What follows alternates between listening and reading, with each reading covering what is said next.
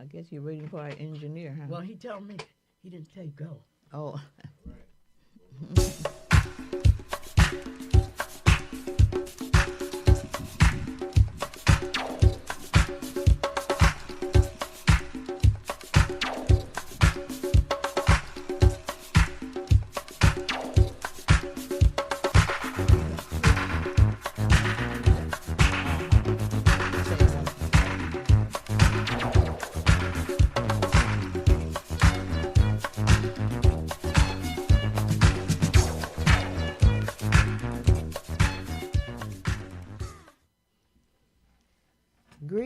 Greetings, my villagers. How are you all today? How's everyone in the village today?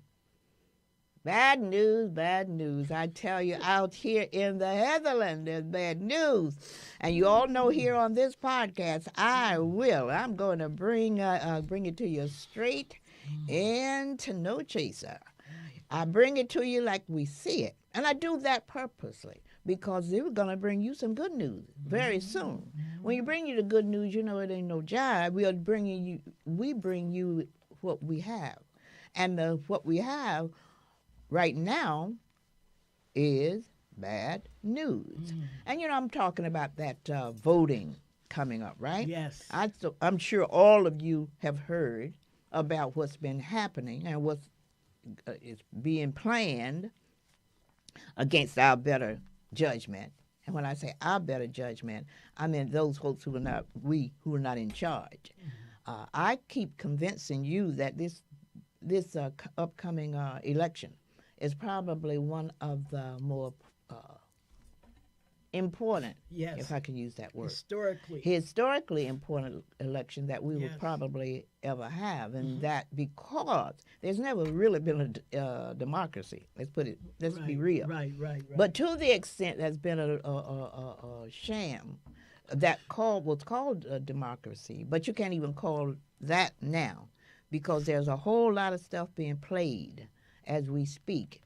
And from this podcast, I'm going to be out front with you to let you know it's not pretty. There's a whole lot of gerrymandering being done. There's a whole lot of stuff. The effort is to take this election, this upcoming election, and the midterms. We got to be very strategic. Got to be very intentional. So when I say to you, bad news, that's the bad news I'm presenting to you right now. Let's be very real about it.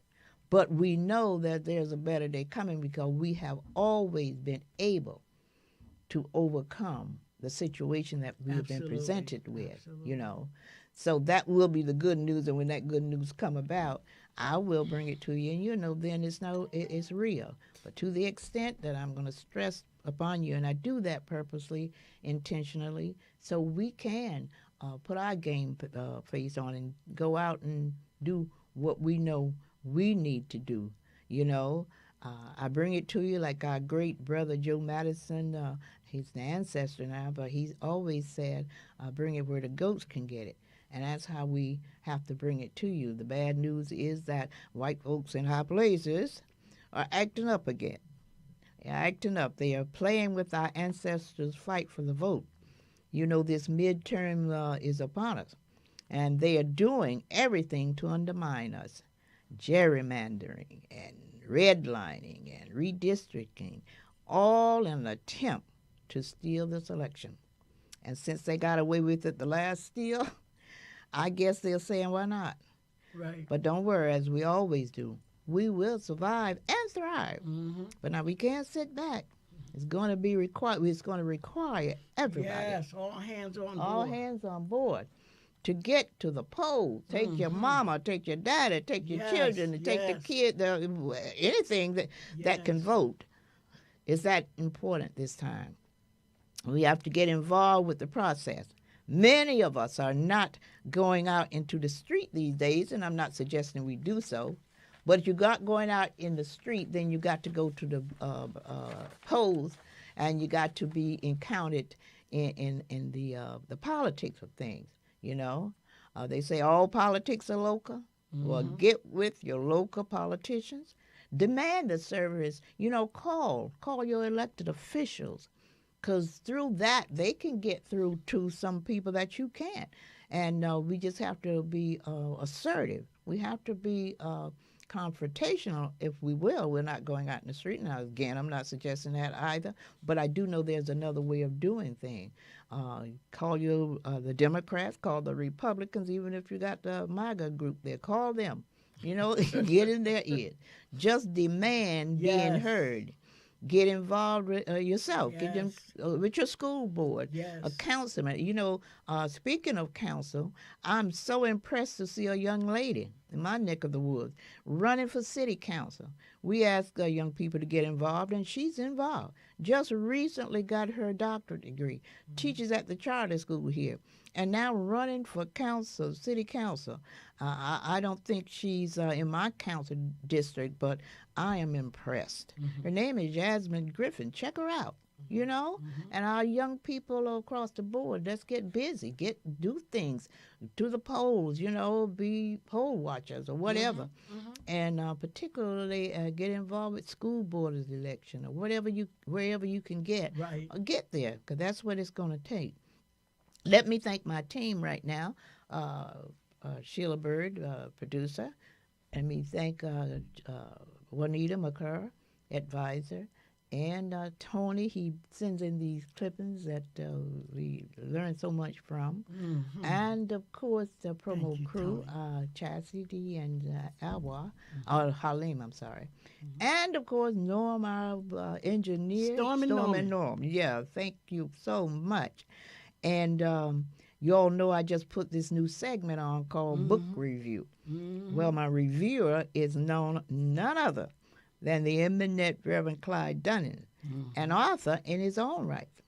He's previewing my book for a start, then go into other books. If you want your book previewed, I'm going to have a contact number. I don't have it right now, but believe me, the next time I will have some contact information that you can send. But right now, I'm going to bring on my co-host, Ms. Rose Moore, who's also the directress of Williams ACAP Academy with May Kids. Rose, what you got for us today? Well, just got that we are going to be busy working on a segment ourselves. Okay. And as I said last week, we're not ready to make an announcement yet because we have 2 or 3 ways that we want to go. Because we're doing Black History, of course. Right. But we want to sort of like tie in what's going on today. Okay. We want the young people to be aware of what's going on around them that's current. Yes. Not only just history, because it's connected. Yeah, history connects with the current. It connects. So, and this is an excellent thing, voting. Yes. So we're working on it, Yeah. be able to make a very good presentation, Yeah. and one that will speak It shows to you the how young history people. repeats itself. We would have Absolutely. thought that this voting thing was out Absolutely. of the, we've already That's the done first that, thing been I there, thought done that. about. But it shows you how history repeats. Absolutely. So it's necessary. So just stay tuned. We're preparing ourselves, and I'm really proud of them. And we're getting into summer, so we're just going to be patient with them. But we're going to be able to present not only Black history, but we're going to draw it till today because the young people need to get involved now. Yes, Not definitely. down the road, but now. And they have to be informed. Oh, yes. And if we don't inform them, then they'll be listening to what's on social media and so forth and so on. So, Exactly. You're so absolutely we want it. right. We want it right. So that's what we have for you guys. Well, I'm excited about it. I'm excited to, and they're I'm sure they excited. are. I I'm was sure talking they with are a too, group of yeah. them the other day. They're looking forward to when they get back to studying. I mean, get back to their studying. their project. Their right. project. I'm very excited about that. Now, we are going to continue with the clipping. I have this segment where I bring you the clippings that we know are very educational, Yes. informative, and the whole 9 yards. Last week, we started a clipping that going to run over, I think, about an hour. Oh, But yeah. we departmentalize it. Yeah, right. So last week Right. we gave you about hopefully 15 minutes of it, and that's what we'll be doing this week. Norm, do you have that clipping? I'm not. Spiritual gift. Is that what it was? 50 spiritual gifts? Yeah. Okay. We'll run that one. The second. The awakening of DNA. They changed your name, they changed your history, they changed your identity, but they couldn't change your DNA, your spiritual DNA. And that's what we're uncovering today in this conversation. If I told you right now that you possess 7 spiritual gifts that are particularly prominent in the heritage of Black people, gifts so powerful that historical systems of oppression sought to suppress them, would you believe me, or would you think I'm exaggerating? Because for the next hour, I'm going to show you something that will make you question everything you thought you knew about yourself, your faith, and your place in God's eternal plan. Listen carefully. Historical misconceptions vs. biblical truth. You've been told that Black people are new to Christianity, that we were introduced to faith through slavery, that our spiritual traditions are superstition or something less than the religion that was handed down to us by force. That's a historical misconception. And worse than a misconception, it's a loss of your inheritance, a loss of your purpose, a loss of the proof that God chose your people for something specific, something undeniable, something that challenges the systems that tried to obscure it. The Bible is full of people with African roots. I'm not speaking metaphorically. I'm talking about actual human beings whose skin was dark, whose kingdoms were in Africa, whose spiritual authority shaped the entire foundation of what we call Christianity today. For example, the Ethiopian eunuch in Acts 8 represents early African involvement in the faith, as Aksum became one of the first Christian kingdoms in the 4th century. The whitewashing of Scripture. But if you picked up a Bible in most churches across America, you wouldn't know it. The pictures often show European faces, the language has been sanitized, the names have been whitewashed, and the spiritual gifts that belong to you by birthright have been buried under centuries of misconceptions told so smoothly that even we started believing them. Today changes that. Today you're going to see the receipts. You're going to see the evidence. You're going to see where in the actual text of Scripture your people stand as chosen vessels of God's most powerful spiritual authority. And you're going to understand why this truth matters right now in 2026, when our communities are being attacked from every angle, when our children are losing their sense of who they are, when we need to know more than ever that we come from something sacred, a call for truth and bravery. I need you to understand something before we go further. This isn't about making anyone feel guilty. This isn't about division. This is about truth.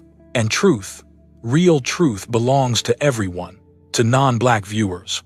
What you're about to see is going to challenge you to examine everything your church taught you about history. It's going to ask you to be brave enough to acknowledge that historical misconceptions arose, that doctrines were sometimes misinterpreted, and that justice demands we reclaim what was lost, and that affects all of us. To Black viewers, what you're about to see is going to resonate deeply. You're going to recognize yourself in those ancient pages. You're going to understand why you've always felt something deeper, something that the world couldn't name or contain. You're going to realize that what you thought was weakness was actually strength that was undervalued. And you're going to know that you come from royalty, from prophecy, from God's chosen lineage. That's not pride. That's recognition of your inheritance, a shared human heritage that enriches us all. The foundation of the revelation. Here's what we're going to reveal today. There are 7 spiritual gifts that are particularly prominent in the heritage of Black people, woven into their history, cultural memory, and even supported by scientific insights like epigenetics. These aren't metaphorical. These are documented in Scripture. These are confirmed by history. These are supported by science, such as studies on resilience passed through generations. Now, these are the gifts that made your ancestors survive the unsurvivable. These are the gifts that allowed your people to build civilizations that the world's universities still study. These are the gifts that kept faith alive through slavery when reason said, "Give up." These are the gifts that are waking up right now in this generation. And they're challenging the historical systems that built themselves on obscuring them. The superpowers revealed. By the end of this video, you will understand. Resilience not as a burden but as a superpower. Discernment not as the hierarchical structure Constantine wanted to establish. These weren't forgeries. They were hidden, They were suppressed. They were deliberately kept from widespread access. The Vulgate, the oldest Latin translation of the Bible, was compiled by Jerome from Hebrew and Greek sources, not directly from Coptic originals. Coptic, the language of Egypt, of Africa, reflects early African scribes preserving the word in their language, their tradition, their understanding. But something happened in translations over time. Things shifted, names changed, descriptions changed. Genealogies that had been clear became murky. The names of people who had African features were Latinized. Their identities were obscured. This wasn't accident. This was systemic. This was influenced by historical contexts. The evidence of the artifacts. When you look at the Egyptian Museum in Cairo, when you examine the remains of people from Nubia and Kush, when you study the DNA evidence that geneticists have extracted from mummified remains, the conclusion is unavoidable. The ancient world's greatest spiritual and political centers were ruled by people with African features. The broadness of nose, the texture of hair, the melanin in the skin, the bone structure, all of it is documented in the artifacts themselves. Geneticist Sarah Parcak has used satellite imagery to locate hundreds of previously unknown pyramids and monuments across Africa. These discoveries confirm what African historians always knew. Your ancestors built the world's greatest civilizations. Yet, textbooks written in the 20th century completely reimagined these people as lighter-skinned, as more European, as if history could be recolored by simply changing the illustrations. This wasn't ignorance. It was intentional, influenced by colonial biases. Franz Boas, one of the founders of anthropology, actually recognized this in the early 1900s and tried to correct it. He was one of the few, but the institutions that benefited from the false narrative silenced the corrected scholarship. They controlled which books were published, which scholars got funding, which interpretations became mainstream. The science of melanin and epigenetics. Now, let's talk about something more recent, something that can't be argued with. Science, DNA, melanin, the actual biology of your body. In the 1,990 seconds, researchers like Dr. Richard King proposed something that seemed radical at the time. Melanin isn't just skin pigment. Melanin appears throughout the body, in the brain, in the nervous system, in the eyes, in the ears, and it has properties that science is still investigating, though not as a secondary nervous system in mainstream studies. Studies have shown that melanin can absorb electromagnetic radiation. It can conduct electrical impulses. It may enhance neurological function in protective ways. Dr. King's hypothesis suggested that melanin could enhance perception and intuition, though this remains theoretical and not fully supported by peer-reviewed studies. A study from Howard University explored related ideas, finding that people with higher melanin concentration showed measurable differences in perception, in intuition, in ability to read environmental energy. They found differences in how the brain processed emotional information. They found enhanced activity in the areas of the brain responsible for pattern recognition and social perception. The mainstream media called it controversial at first, but the data was reproducible in some contexts. Other universities replicated aspects of it, and suddenly what seemed speculative became a topic for further measurement. Encoded resilience. And then there's epigenetics. This is the real revolution in science. The field of epigenetics, which exploded after 2010, shows that trauma and triumph can be encoded in DNA and passed to future generations. Dr. Rachel Yehuda at Mount Sinai School of Medicine studied Holocaust survivors and their children. She found that the children of survivors showed different stress hormone patterns than control groups. Even though they never experienced the Holocaust themselves, the trauma was encoded in the DNA. It was passed down. That means when your grandmother survived something that should have killed her, that resilience didn't just disappear. It got coded. It got written into her cells. It got passed to your mother. It got passed to you. Your body knows things your mind was never told. That's not mysticism. That's science now. That's biology in 2026. Recent studies, such as those in the 2020 seconds on descendants of enslaved people, extend this to broader trauma contexts, archaeology of civilizations. The British Museum, the Louvre, the Egyptian Museum in Cairo, these institutions hold the evidence in plain sight. The statues of Ramses II show broad noses and full lips.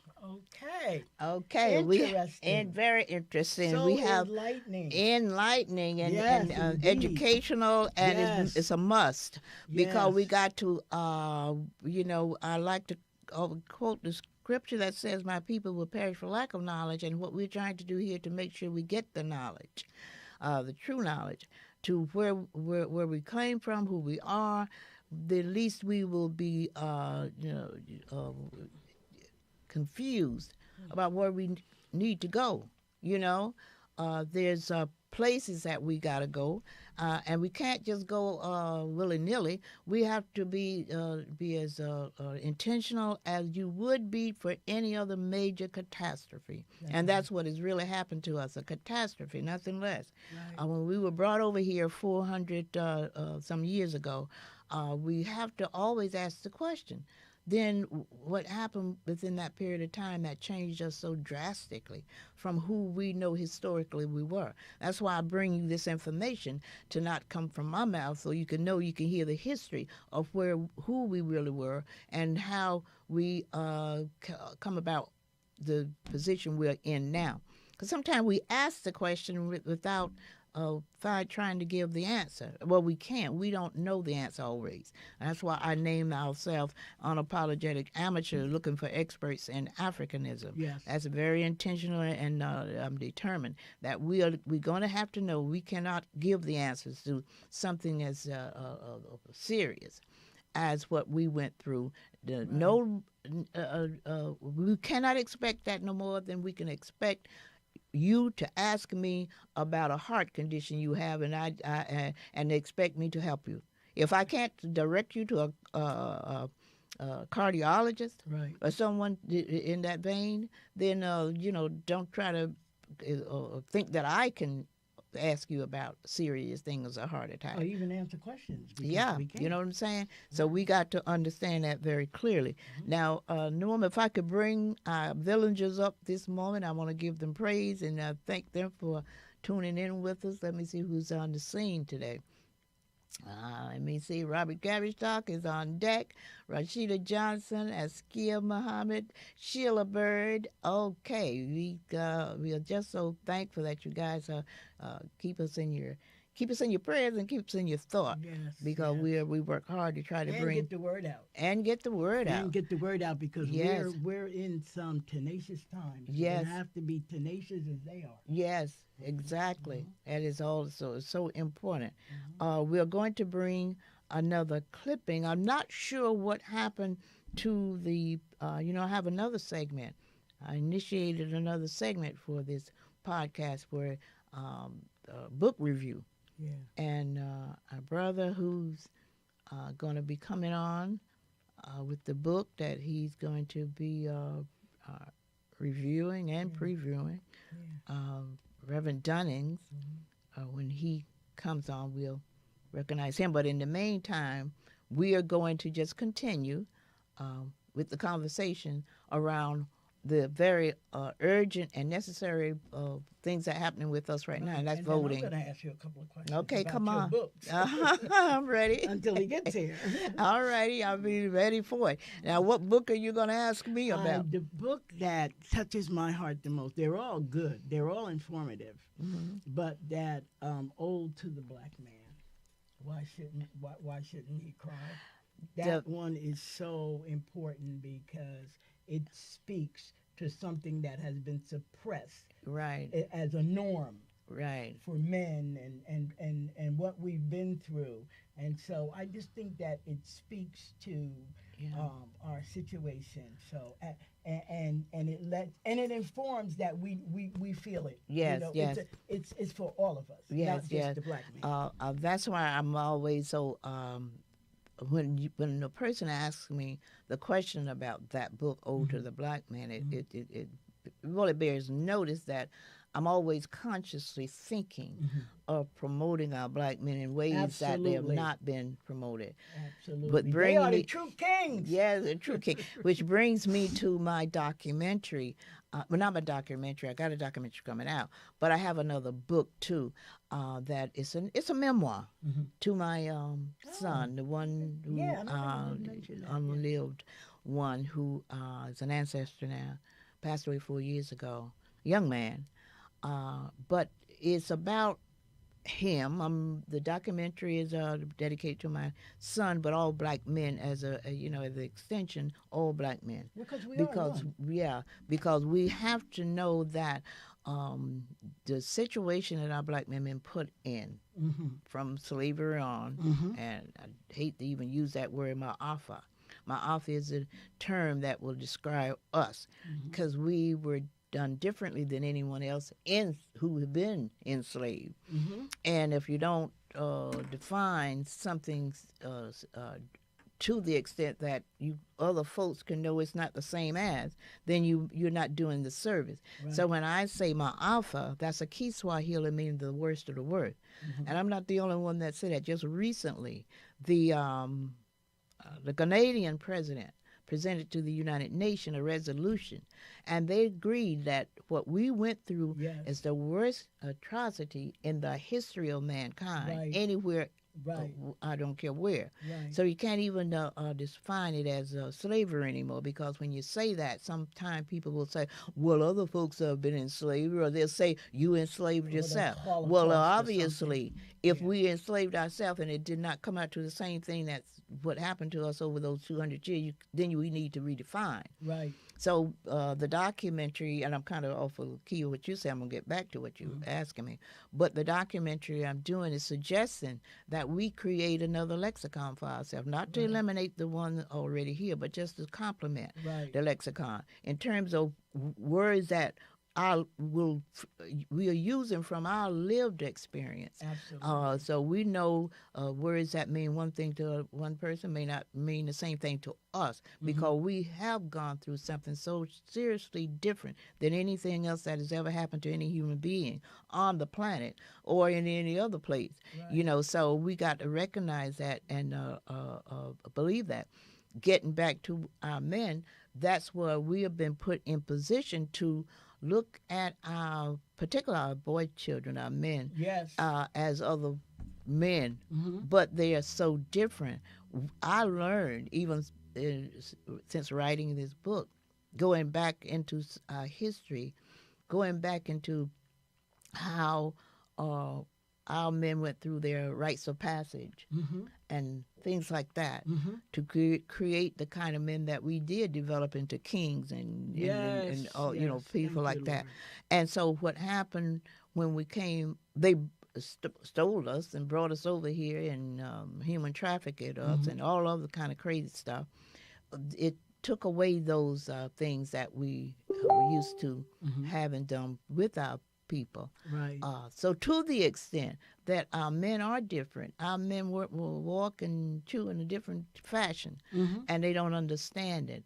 Right. And of course, well, I'll take that back. They understand it, but it's a deliberate attempt to dehumanize us, and particularly our black men, so they'll pretend they don't understand it. But we got to be very direct and careful and intentional when we present our men, not ones that we don't understand. Right. Right. Now that we know. Yeah. Now that we're beginning to know. Right. We have to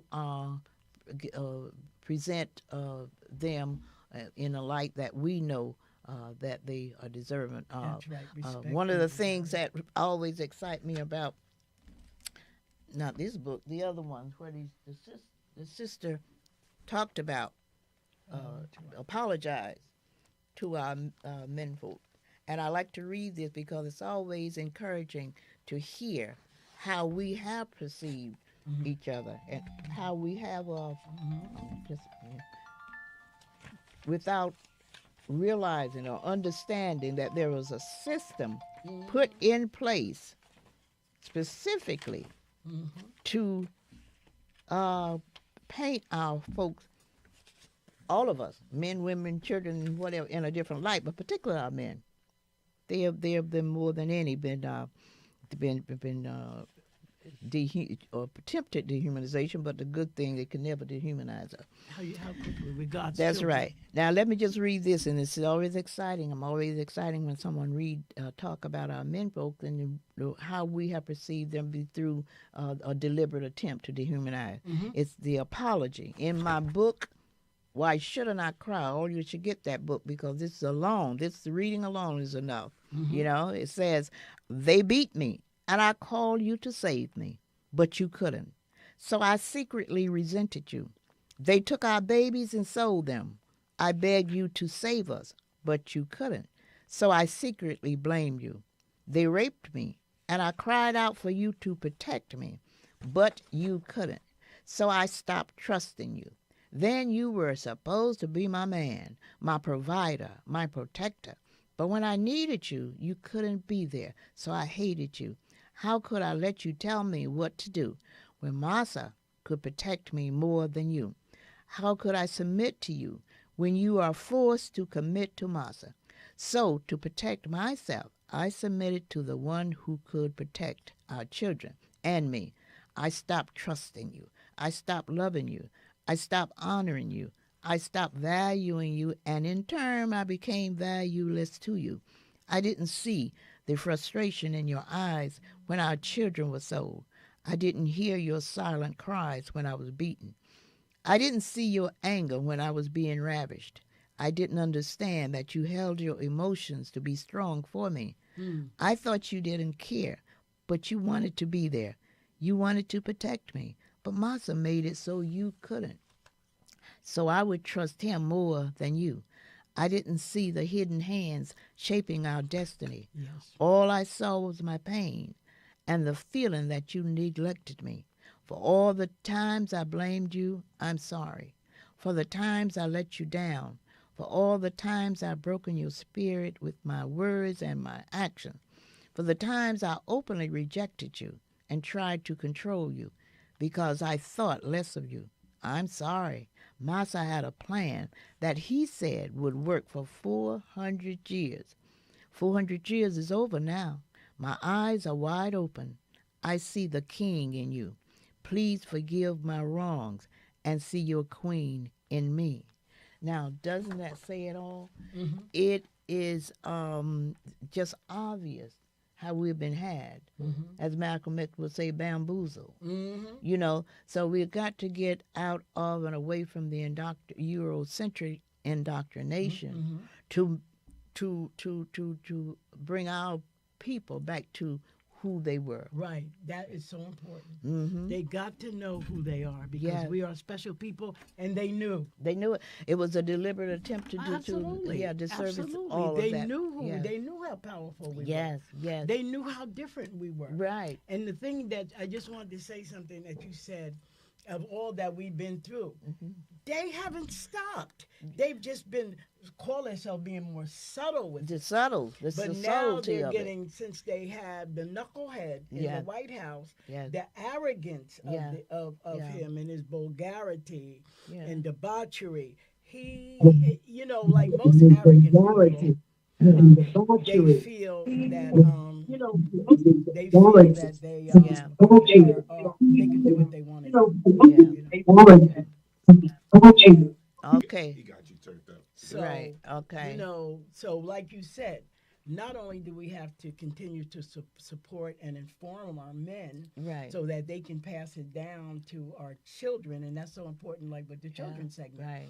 They have got to know now. Yeah. They have got to put a plan in place now, so that the children can be prepared. That's why it's so important for us, what we're trying to do at this podcast here, to get our people, not our people, our expert specialists, because our people in general would not have any reason to know, no more than a oncologist or a person trying to figure out what's happening with their treatment of cancer, then, not to go to an oncologist or someone in that realm.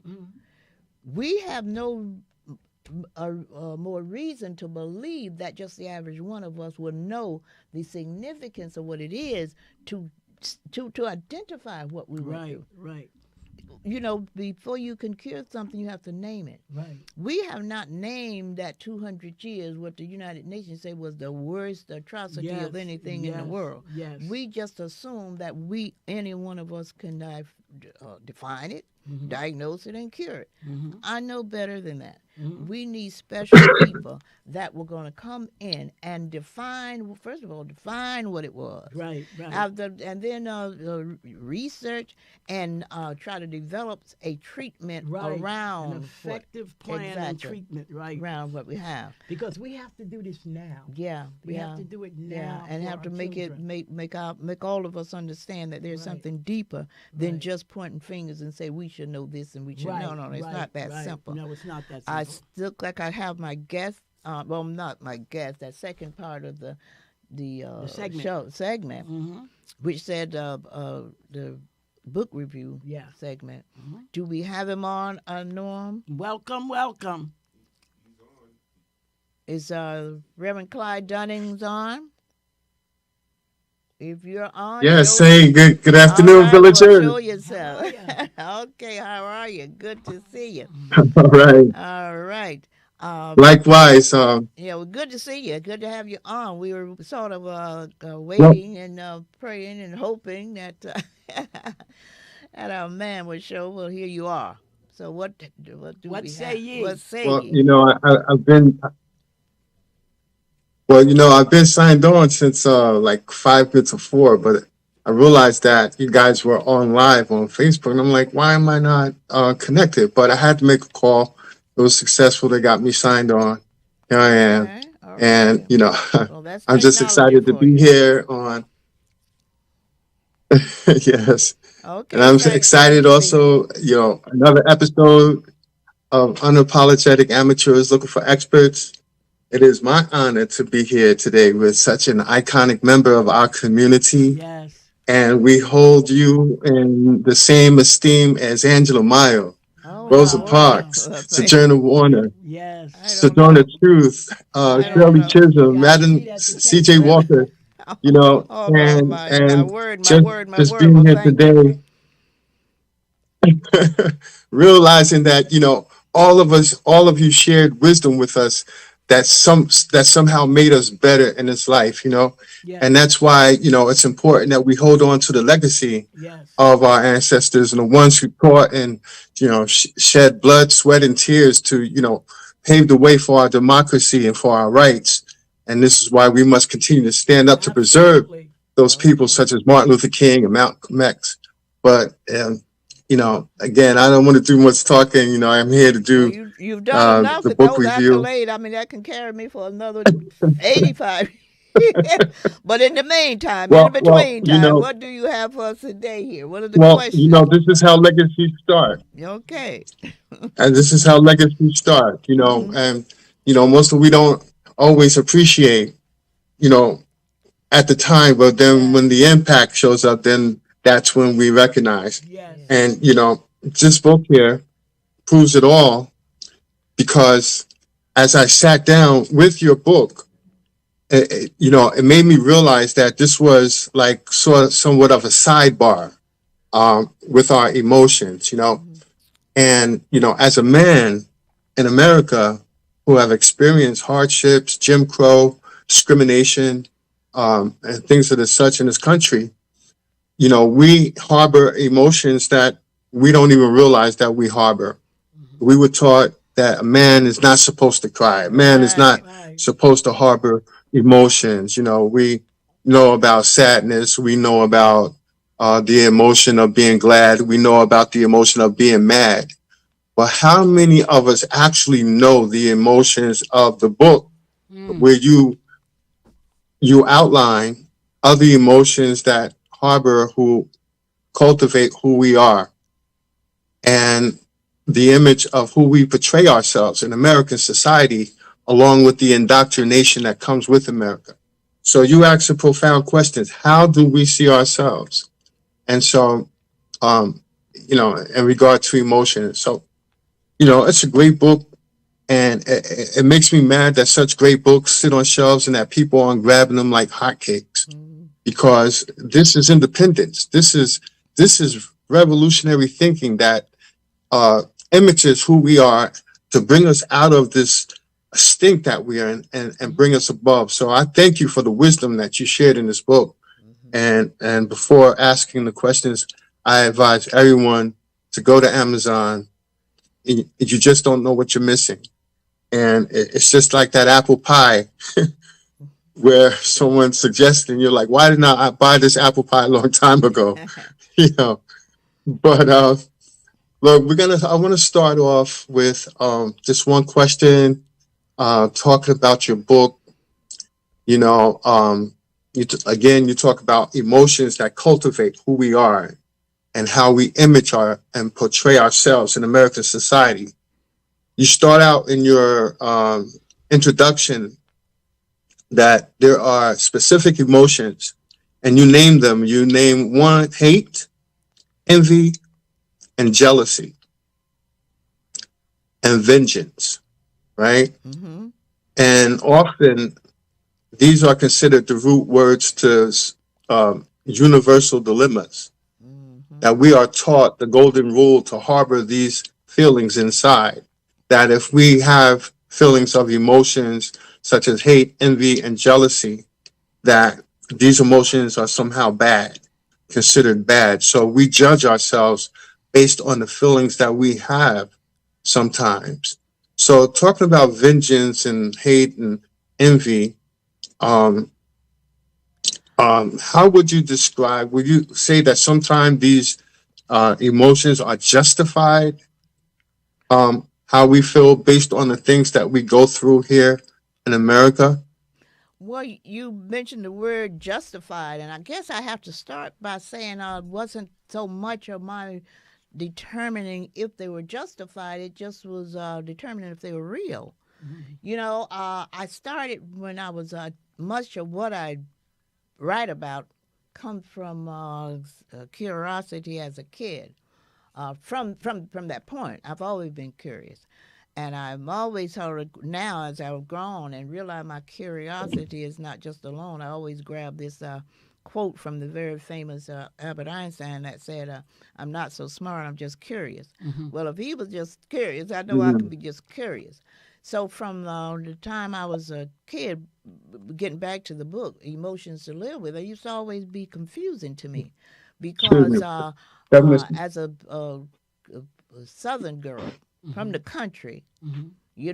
we those us country folks know that when you was in the country, the one two of things you went to were church and school if they allow you to Mhm. go to school. Mhm. But the church was primary in our neck of the woods, so we always in church all day Sunday and sometime Monday through Thursday.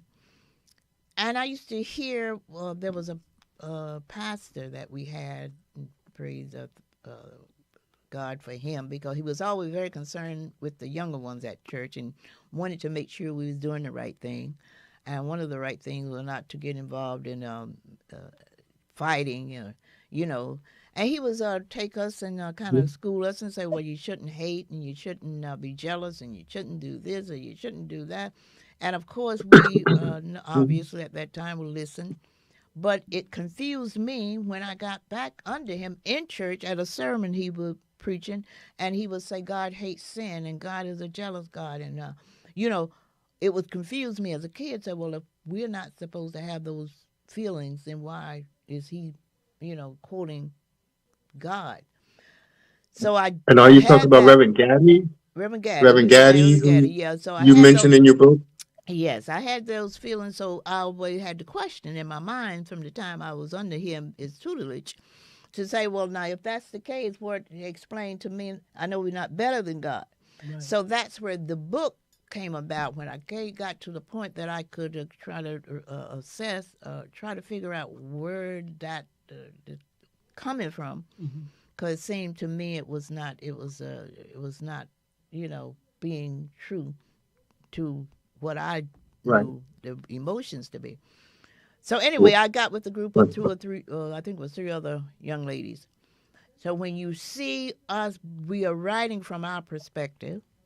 And I think one was a Muslim, one was a non-Christian, one was I don't know what the religion was, but anyway, so we were coming from that perspective, feeling basically the same way once I threw out the idea that there must be some explanation behind those emotions. Yes. So that's where that came from. And I realized then that, yeah, we definitely have those emotions. It's just what, if you notice, my subtitle was "Let Go, Let God," and as a Christian, as a person of faith, Yes. I know then that there's certain things that is above us, beyond us, Right. And we can't handle it. And Right. most of us, as a people of faith, know that there's a person that we call God and Jesus that will be able to handle it. That's so right. that is basically where the thought of the book came from, just to give some clarifications to us that may have the same questions that I had, that, if then Yes. those emotions are here, why are we denying them? Yes. And you pretty much answered my next question, but I'm going to ask the sub question to your answer. Mm-hmm. And, regarding to emotions that we experience, and you mentioned to let go and let God. That was one of your subtopics in your book. Yeah. And so I just wanted you to elaborate. You mentioned in your book that growing up in the South, that you experienced and also witnessed the mistreatment of others. And it was, to me, and you also elaborate that sometimes it's natural to be angry, but don't allow the anger. Well, you also, you said that we shouldn't allow the anger to transcend the emotions, and that we should embrace the happiness that poured in through our daily lives rather than concentrating on the anger, which hinders us, Right. and opposed to letting go and let God have his way. Right. And you're absolutely right. What I'm trying to, I guess, explain or trying to get across is that we are going to have these emotions. There's nothing we can do about that because they're part of who we are, part of our DNA. And if God has these emotions, we can. When they get to the point that we can't control them, they're going to send us in some place that we don't want to go, then we let go, let God. We bring our, God into the picture.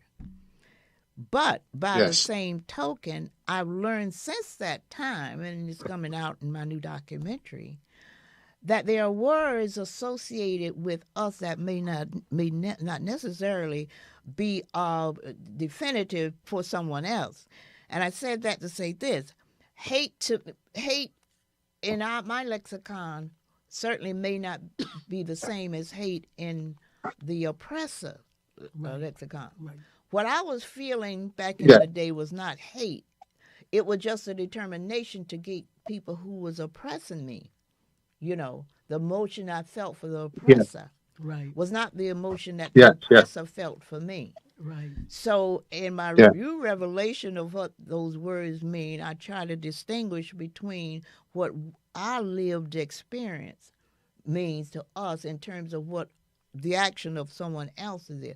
So when I use hate in this time, I know that there is a difference between my definition of hate and then the person who's oppressing me.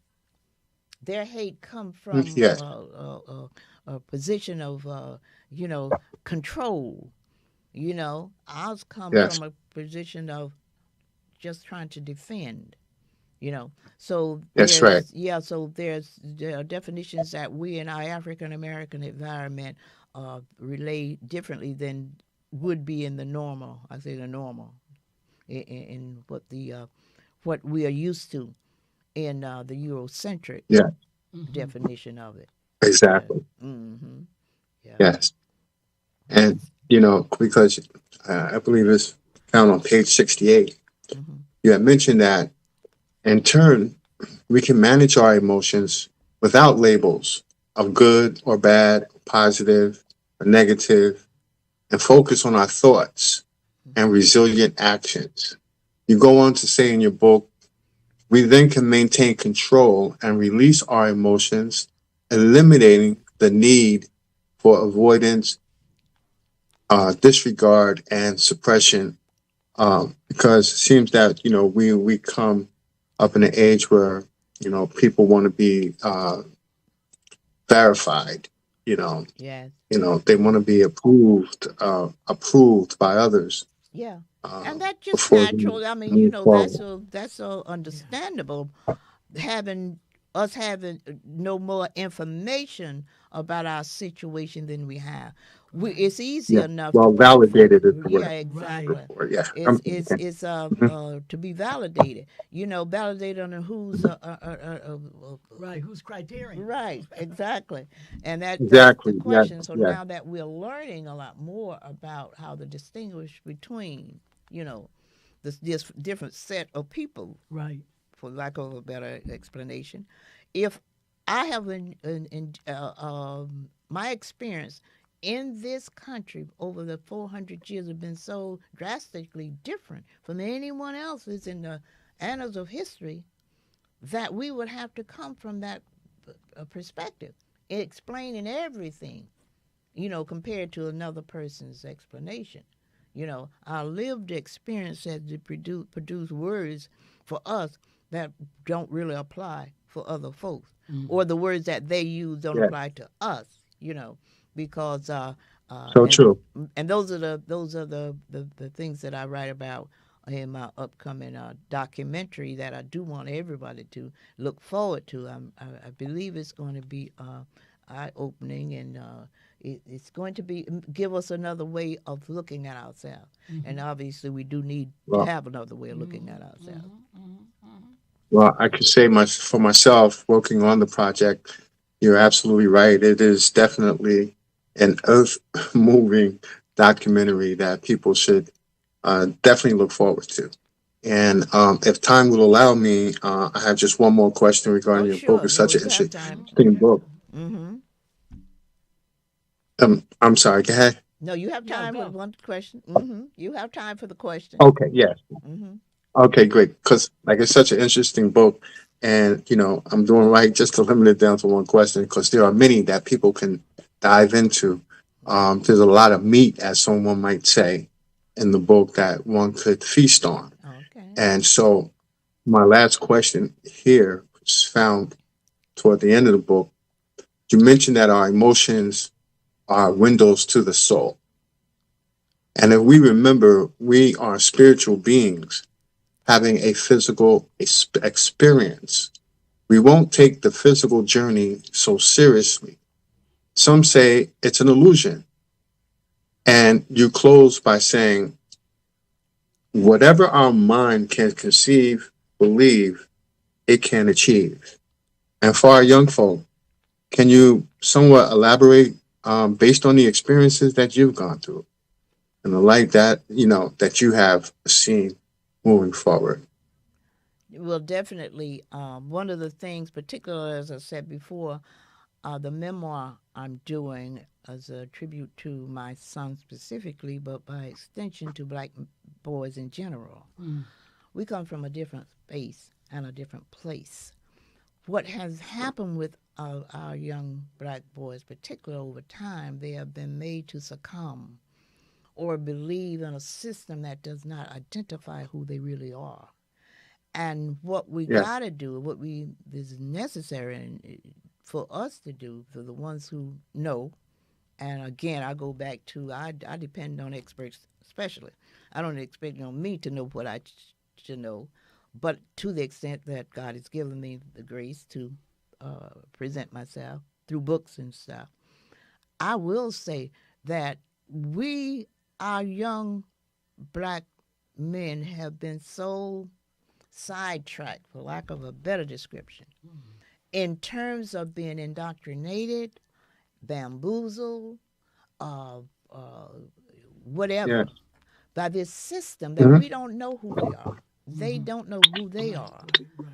They have not gone through rites of passage as we did when Mm-hmm. back in the village. Mm-hmm. Mm-hmm. You know, Yeah. which make us who we are, which not make us who we are, define Right, defined, for us. absolutely So who with they that are. in mind, we got to be very, very conscious and careful that we do bring our black uh, boys, particularly, and us in general, back to a place that we demand that somebody, our own, not other folks who deliberately sidetrack us, but those that could know. The Dr. DeGraw of the world, she wrote the book, Post Traumatic Slave Syndrome. So we've had our experts who have delved Yeah. into the problem, written about it. But now we need those to bring Very good point. to tend to it, to bring a cure to it. You can identify something, but if you just Yeah. if you can identify me having a heart condition, but if you don't try to send me to a cardiologist or someone who can tend to it, that's not doing me any good. That just know when I got a heart condition. Yeah. But so we know there's That's something right. wrong with us as people who were brought over here and stripped of everything dear to us. And if you're stripped of everything dear to you, it's going to be something lacking, you know. And when you're acting out certain things in certain ways, it's from that abuse and the stripping. Yes. So we got to get Yeah. a true definition of our young black men before they can uh, act upon who we know they are and Right. who they will know they are then. Right, right, right. But we're at a time with a great Yes. And out of the hardships, go ahead. I'm sorry. No, no, I was just saying, Go commenting on ahead. what she said. She's right because we're at a time where there's a Uh-huh. great Yeah. investigation Yes, going on. yes, That's all. I was yes, just commenting yes. on that. Yeah. Mm-hmm. Yep. Go on. Yes. And out of the hardships that our young men face, on one point it could strengthen us, Mm-hmm. to allow us to overcome Mm-hmm. obstacles that are coming our way, but we have to be taught and focused Yes, Mm-hmm. yes. on it, and that's why I, the lines that you mentioned, that our emotions are the window to the soul, why that stuck out Mm-hmm. so much, because only the soul, only one knows his soul in conjunction with who God is. Right. And so, sometimes people see us in a way that God sees us in a way that people do not, Right. and, the energy that we have to connect with and show our young men, if God before you, that he's more than, the The world world against you. against you. There's going That's to be right. obstacles in a way, Right. Mm-hmm. but the Mm-hmm. word tells us greater is he that is in us And he that is in than the he world. that is in the world. So I thank you for, the book, and I thank you for the wisdom that you've shared. I hope that at some point that we can uh, do another interview We with will. This is a some of the other continuum. content of the book, Mm-hmm. Yes, definitely. This is a because continuum. This is part of people, our podcast from here on. We're going to be, this is, as I said before, A just segment. another segment to the podcast. And I do it deliberately and intentionally because we need to know, we need to delve into the knowledge of who we are and why we are where we Right. are. And You that's know, because we key. just, yeah, some of us may know who we are now, and that's a great thing. But many of us don't really still know who we are, how we got here, why we are acting the way we are acting. You know, Right. when you ask those questions, mean that you need some answers, and you don't Right. need some answers just from necessarily someone who don't know. That's a Right. guessing. I mean, we need that's right. answers from our experts, someone who have studied it, someone who can give us the same answer that a cardiologist can give a heart patient, or an oncologist can give a cancer, or whoever. But we need people who have studied us that we can believe, that we have confidence, that know who we are and whose we are. But I'm so Yes, thankful for this opportunity to get with my villagers again, and we appreciate you. Norm, just one last time before the show ends, let me see who we have aboard. because we really appreciate you. Okay, Juanita McClure, Dana Robinson, Reverend Clyde Dunn, Sheila Bird. Okay, all my folks out here, Askia Muhammad, I just appreciate you. Thank you, because it does us well, because what happens is, and we know that we are getting through to some people. Yes. We can carry on. Yes. Okay, well, with Thank that, you. thank you Thank very you much, so much for everybody. that book Thank you, review. Reverend Dunn, for the book review. You're going to see you next week with another one. Okay, we'll be a little bit more Great. time this Looking time. forward to it. Yes. Okay. Goodbye, Guys, have a villagers. wonderful evening. Till Bye-bye. next time. Till next Bye time. bye. Bye-bye, villagers.